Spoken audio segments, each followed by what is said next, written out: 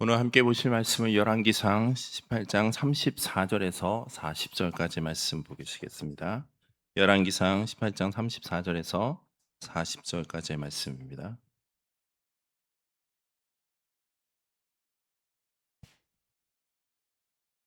네, 앉으시 교도하고 마지막 40절은 함께 합독하도록 하시겠습니다. 또 이르되 다시 그리하라 하여 다시 그리하니 또 이르되 세 번째로 그리하라 하여 세 번째로 그리하니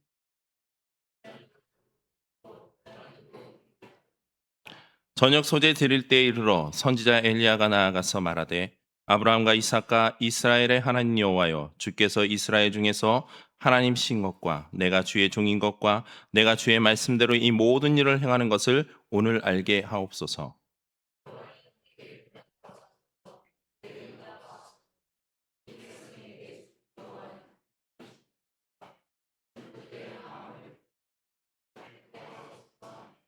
이에 여호와의 불이 내려서 번제물과 나무와 돌과 흙을 태우고 또 도랑의 물을 하는지라.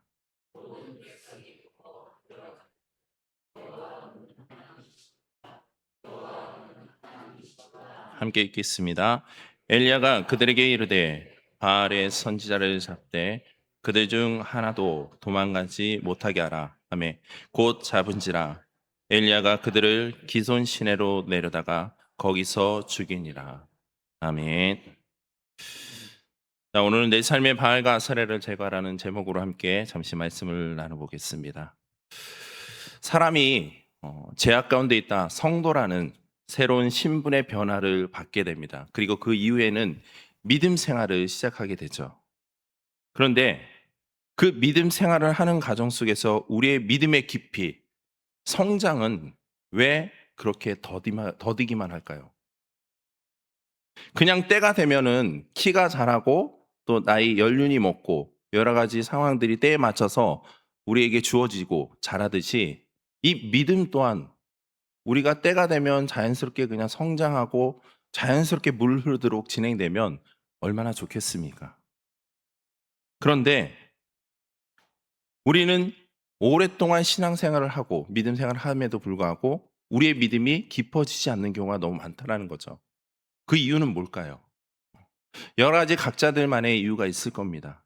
하지만 어쩜 그 이유들 중에 대표적인 것은 우리의 못난 자아, 혹은 지금 내 현실 속에 마주하고 있는 여러 가지 상황들로 인해서 우리의 믿음이 깊어지지 않고 또 성장하지 않는지도 모릅니다. 프랑스 사상가인 사르트르의 명언 중에 보면요. 인생은 B와 D 사이에 C다라는 말이 있습니다. 아시는 분은 아실 겁니다. 인간은 어느 날 B, 버스, 탄생하여 인생을 시작하게 됩니다. 그리고 그 끝에는 누구도 피할 수 없는 D, 데스, 죽음을 마주하게 됩니다.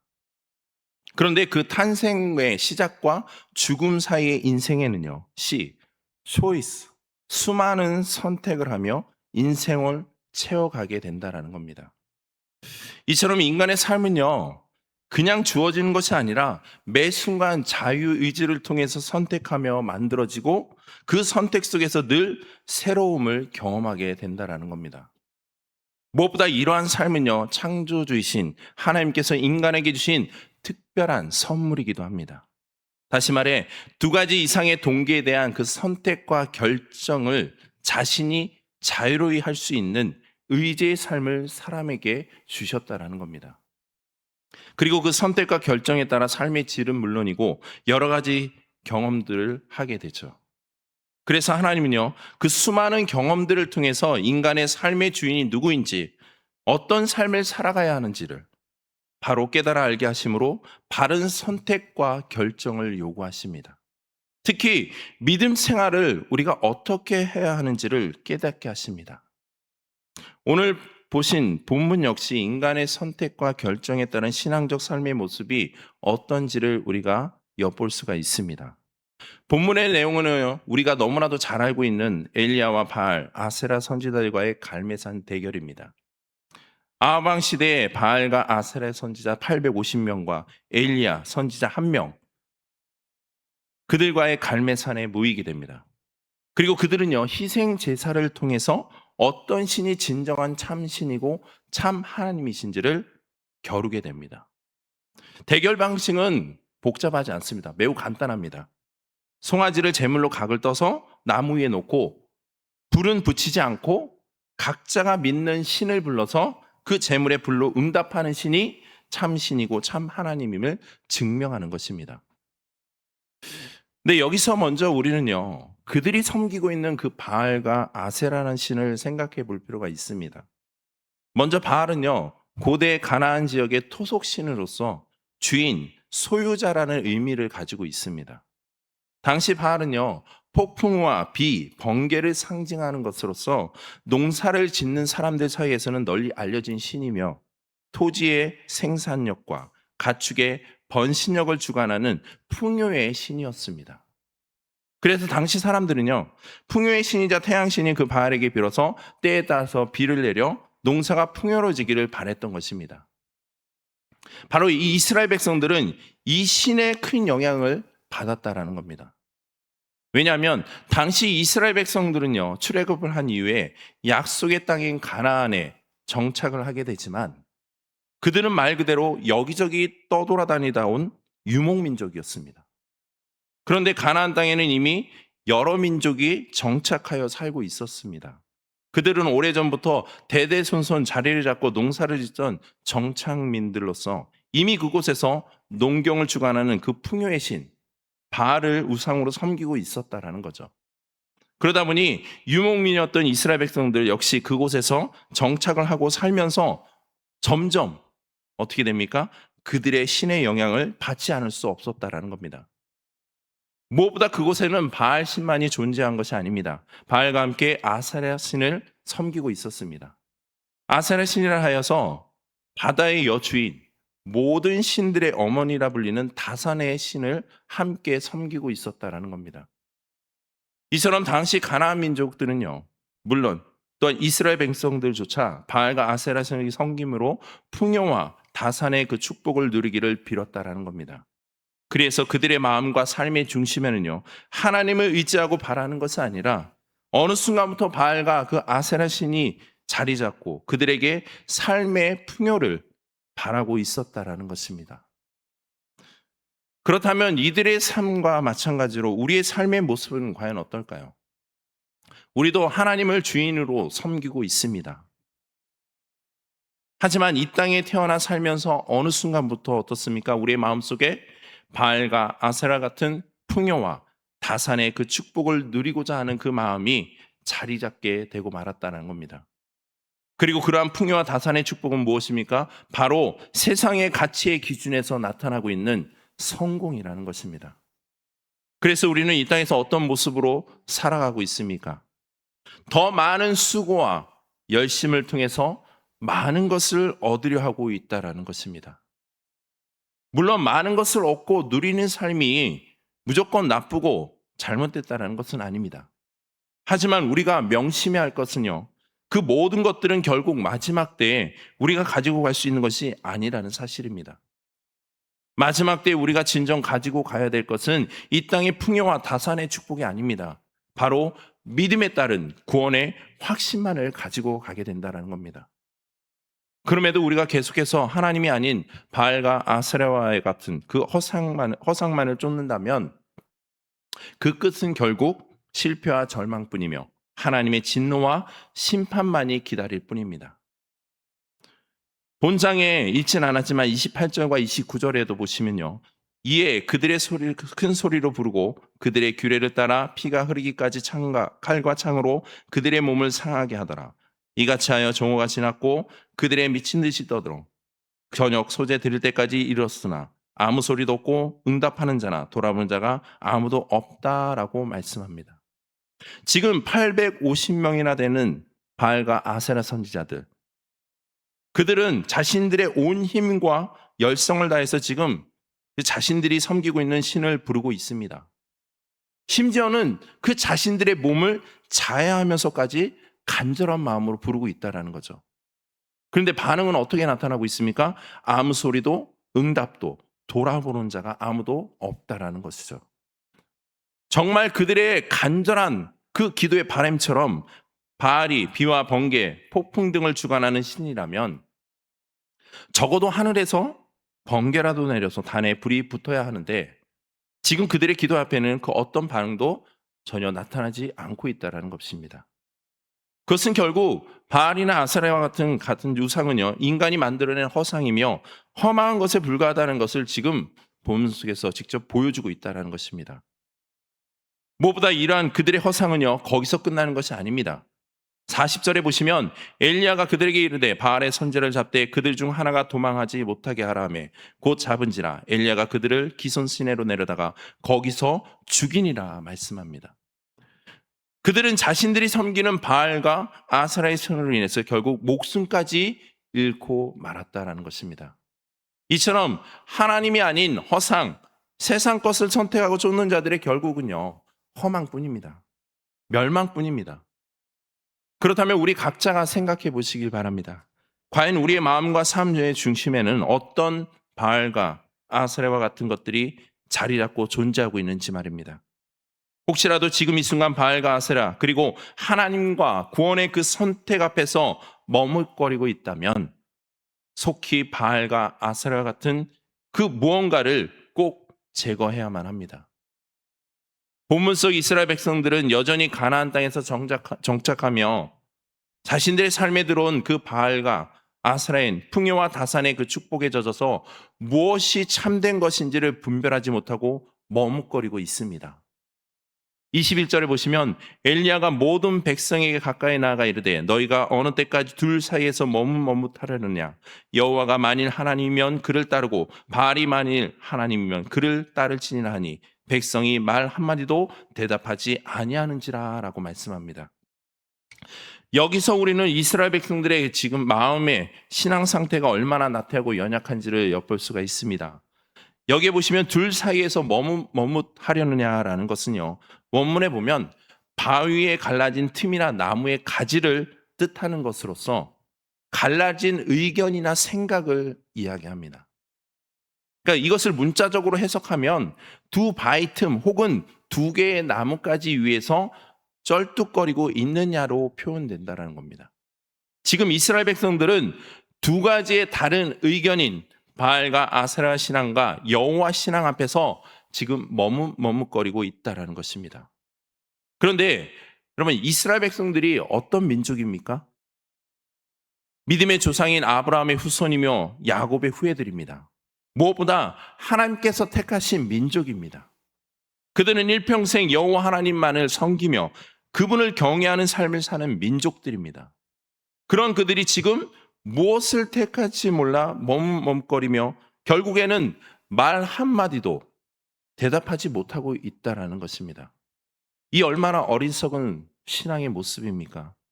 이들은 마치 육체적으로는 정상적인 것처럼 보이지만 그들의 영은 듣지도 보지도 말하지도 못하는 죽은 영과도 같습니다. 이런 모습은 마치 주님께서 자신의 외형적인 그 모습만을 보며 자랑하던 사대 교회와 라오디게아 교회를 향해서 살았다 하나 죽었으며 눈 멀고 헐벗은 것을 보지 못한다라고 책망하고 있는 모습과도 같습니다. 그런데 이런 모습은 오늘 이 땅에도 동일하게 나타나고 있습니다. 여전히 육신적 눈으로 바라보고 사람들을 멸시하면서 자기는 정상이라고 착각하며 믿음 생활을 이어가는 이들이 적지 않다라는 것입니다. 본문의 바알과 아세라 선지자들의 모습도 850명이라는 다수의 많은 이들은 생각하기를 자신들이 정상이고 바알과 아세라 신만이 자신들의 삶 가운데 풍요와 다산의 그 축복을 누리게 해주는 참된 신이라 믿고 섬기며 자랑했을 것입니다. 그러나 실상은 그들이 만들어낸 허상에 불과한 존재들이었다는 것입니다. 반면에 오직 엘리야 선지자는 혼자만이 참 신이 누구인지를 바로 깨달아 알고 있었기에 그 어려움과 멸시 앞에서 당당하게 믿음을 지키며 하나님만이 우리의 삶의 풍요와 다산의 축복을 주시는 분임을 확신하고 오직 여호와 하나님만을 의지하며 그분께 지금 부르짖고 있습니다. 이런 엘리야 모습을 통해서 우리도 다짐하기를요. 어떤 상황에서도 일관된 그 믿음의 신앙을 가지고 하나님 앞에 한 마음으로 말씀을 품고 증거하며 실천하는 삶을 살기를 힘써야 합니다. 그리고 어떤 고난과 그 어려움 앞에서도 확고한 믿음의 신앙을 우리는 잘 지켜내야 합니다. 25절에도 보시면 엘리야 선지자의 강하고 담대한 믿음이 잘 나타나 있습니다. 엘리야가 바알의 선지자들에게 이르되 너희는 많으니 먼저 송아지 한 마리를 택하여 잡고 너희 신을 이름을 부르라 말합니다. 지금 엘리야는요 혼자입니다. 반면에 바알과 아세라 선지자는 850명이나 됩니다. 엘리야는 850명이라는 수많은 거짓된 그 무리 앞에서 홀로 자신의 그 믿음을 드러내고 있습니다. 이것은 웬만한 믿음의 확신과 담대함, 용기가 없이는 실천하기 어려운 모습입니다. 그럼에도 이런 엘리야 모습은 어떻습니까? 여호와 하나님께 대한 강한 믿음의 확신이 있었기에 그 위험한 상황에서도 자신감과 여유를 보일 수 있었다는 것입니다. 우리에게도 이와 같은 믿음의 확신과 담대함, 용기가 삶 가운데 선포되기를 소망합니다. 그러나 우리가 안타까운 모습은 뭡니까? 실제적인 삶의 모습에서는요, 나약하고 연약한 그 믿음을 보일 때가 너무 많다라는 것입니다. 그런데 이것은 우리가 결코 부족해서가 아닙니다. 이는 우리 마음속에 믿음에 대한 그 확신과 자신감, 여유가 없기 때문입니다. 다르게 말하면 하나님을 우리가 온전히 신뢰하지 못하고 있다라는 것이죠. 예를 들어 비유한다면요, 우리가 믿음 생활을 하면서 사업에 실패를 하여 모든 것을 잃고 맙니다. 그럴 때 일반적으로 우리는 어떤 마음이 들까요? 어떤 이들은 그 삶이 실패한 삶이니 자책하며 절망할지도 모릅니다. 그렇다면 정말 그것이 실패한 삶일까요? 아닙니다. 우리 마음 가운데 하나님께 대한 강한 믿음의 확신이 있다면 그것은 실패가 아닙니다. 우리가 실패했다고 생각하는 것은요, 세상의 기준에서 우리의 신앙을 바라보기에 그렇게 생각되어지는 것입니다. 왜냐하면 세상의 기준에서는 그것이 실패한 삶이 맞기 때문입니다. 그러나 우리가 하나님께 대한 굳건한 믿음이 바로 서 있다면 그건 실패가 아니라 오히려 그 순간이 하나님의 때를 소망하며 다시 일어날 수 있는 또 다른 기회가 되는 것입니다. 그러기에 믿음의 사람들은 이 땅에서의 성공과 실패에 미련을 두고 연연할 필요가 없는 것입니다. 오히려 그 순간 우리의 믿음을 어떻게 됩니까? 더욱더 굳건하게 붙들고 주님의 그 은혜의 보좌 앞에 나아가도록 힘써야 하는 겁니다. 본문 속 엘리야 선지자 역시 그런 믿음의 결말이 어떻습니까? 그 수많은 거짓된 자들과의 싸움에서 끝까지 참된 믿음을 지켰기에 그의 마지막 죽음은 어떻습니까? 그 죽음을 맛보지 아니하고 하나님과 함께하는 영생을 맛보게 되었다는 겁니다. 우리도 이와 같은 믿음의 확신과 자신감, 그 여유를 가지고 신앙생활을 힘써야 할 것입니다. 그리고 이러한 자들만이 진정한 승리와 축복을 약속받게 될 것입니다.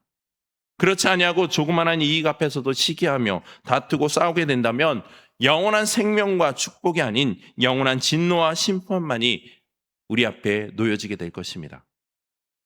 하나님은 철저히 당신만을 의지하고 믿음을 지켜나가는 자들에게 당신의 그 능력을 나타내 보이신다는 사실을 우리는 잊지 말아야 합니다. 하나님은 우리의 그 인간적인 생각을 버리고 오직 전심을 다해 당신만을 경외하는 자들에게 큰 축복을 내리시며 역사하실 줄 믿습니다. 믿음의 조상인 아브라함 역시 하나님께 축복과 은혜를 받은 그 비결은 다른 것이 아닙니다. 여러 가지 어려운 상황에서도 두려움에 떨고 좌절하는 것이 아니라 끝까지 그 믿음을 지켰으며 오직 하나님만을 경외하는 삶을 살았기 때문입니다. 성경에서 경외하다라는 것은요, 원문을 보면 두려워하다의 의미를 가집니다. 즉 하나님을 경외하는 삶은요, 하나님을 두려워하는 삶입니다. 세상적 가치와 평가 상황 앞에 두려워하고 사람을 두려워하는 것이 아니라 오직 하나님을 두려워하는 삶, 그래서 하나님의 말씀이 참 진리임을 깨달아 알고 그 말씀 앞에 순종하여 준행하는 삶을 살아가는 것이 진정한 풍요와 다산의 축복이라는 사실입니다. 엘리야는 850명이나 되는 수많은 거짓 선지자들을 두려워하지도 눈치도 보지 않았습니다. 일반적인 사람이라면 그 수많은 사람들 앞에서 오히려 그 진리를 침묵했을지도 모릅니다. 그러나 엘리야는 그렇지 않았다는 거죠. 오직 전능하시고 모든 만물을 주관하시는 그 살아계신 하나님만을 두려워하였기에 그러한 믿음의 확신과 담대함을 보일 수 있었다는 것입니다. 무엇보다 하나님께서는요, 우리로 하여금 전적으로 당신만을 의지하고 경외하도록 하기 위해서 때로는요, 우리의 상황이나 조건들을 더 절망적인 상태로 몰아가실 때가 있습니다. 그러나 그것은 우리를 넘어뜨리기 위함이 아닙니다. 우리의 믿음을 테스트하기 위한 연단의 과정인지도 모릅니다. 그럴 때 우리는 낙심하거나 절망하는 것이 아니라 오히려 진정 하나님의 도우심을 얻고 그 능력이 우리의 삶 가운데 역사하시도록 간구해야 합니다. 또한 보잘것없는 우리의 생각이나 방법 등을 버리고 전심을 다해 하나님만을 의지하며 그분을 두려워하는 마음을 가지고 사모해야만 합니다. 그러면 하나님께서 당신의 좋은 때, 가장 좋은 때 우리의 그 믿음을 의로 여겨주셔서 우리에게 더 큰 풍요와 다산의 축복을 예배해 주실 줄 믿습니다. 바울의 삶 역시 고린도서 1장 9절에 보시면 우리는 우리 자신이 사형 선고를 받은 줄 알았으니 이는 우리로 자기를 의지하지 말고 오직 죽은 자를 다시 살리시는 하나님만 의지하게 하심이라 라고 말씀하고 있습니다. 이는 연약한 자기 자신을 의뢰하지 말고 죽은 자를 다시 살리시는 그 여호와 하나님만을 의뢰하도록 하기 위함으로 죽은 자를 일으키시고 생명을 불어넣는 것은 무에서 유를 창조케 하시는 오직 그 하나님만이 하실 수 있는 일이기에 하나님 외에 그 어떤 것도 개입할 수 없음을 바울은 지금 나타내고 있는 것입니다. 결국 생명의 주인이신 하나님만 의지하게 하려고 하나님께서는 바울을요, 스스로에 대한 그 소망을 조금도 가질 수 없는 그 절망적인 상황에까지 처하게 몰고 가셨다라는 것입니다. 어쩜 지금 이 순간 하나님께서는 우리 스스로가 소망도 전혀 가질 수 없는 상황에까지 몰아가고 있는지도 모릅니다. 마치 지금 엘리야 선지자가 850명의 거짓 선지자들과 맞서고 있는 상황처럼 말입니다. 그렇다면 우리는 어떤 마음과 신앙의 자세를 취하는 것이 가장 지혜로운 삶의 모습일까요? 하나님은요, 오직 모든 것을 주관하고 역사하시는 그 자신만을 의지하기를 원하고 계십니다.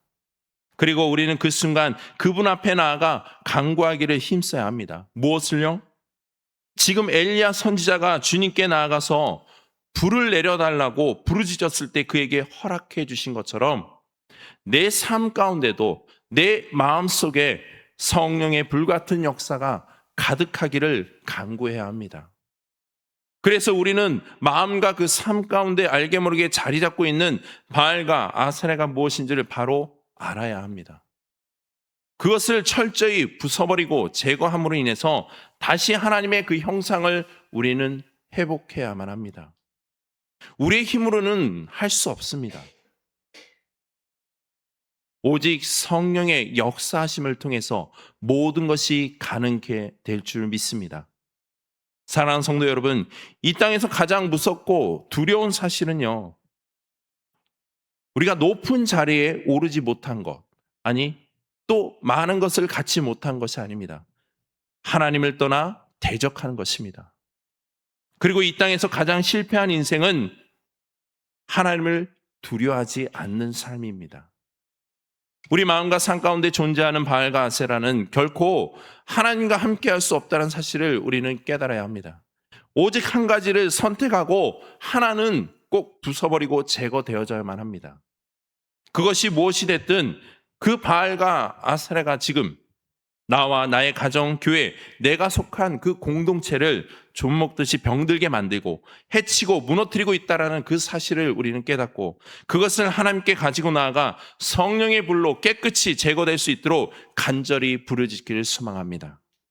그래요, 내 삶 가운데 오직 하나님만이 주인되어 주님이 주시는 그 풍요와 다산의 축복을 누리며 회복되어져 가는 삶이 되기를 소망합니다. 하나님께서는요, 마음이 상한 자, 지치고 또 하나님 앞에 나와 간절히 부르짖는 자들의 그 간구를 고치시고 싸매주시고 회복시켜 주시는 분이십니다. 엘리야가 주님 앞에 나아가 간절히 부르짖으며 성령의 그 불같은 역사를 간구한 것처럼 저와 여러분들도 삶 속에서 마주하는 여러 가지 상황들 앞에서 넘어지고 쓰러지는 것이 아니라 하나님의 우편의 그 보좌 앞에 나아가 그 은혜 앞에 나아가 다시 일어서며 하나님의 그 불같은 성령의 역사를 간구하길 소망합니다. 그래서 우리도 하늘에서 내린 그 성령의 불의 역사가 저와 여러분들의 삶 속에도 동일하게 매일매일 증거되길 소망합니다. 이러한 믿음의 확신과 결단을 가지고 매일 삶 속에서 오직 하나님만을 두려워함으로 그분의 뜻을 쫓아 준행하도록 함께 힘써 노력하는 삶이 되기를 주님의 이름으로 축복드립니다. 아멘.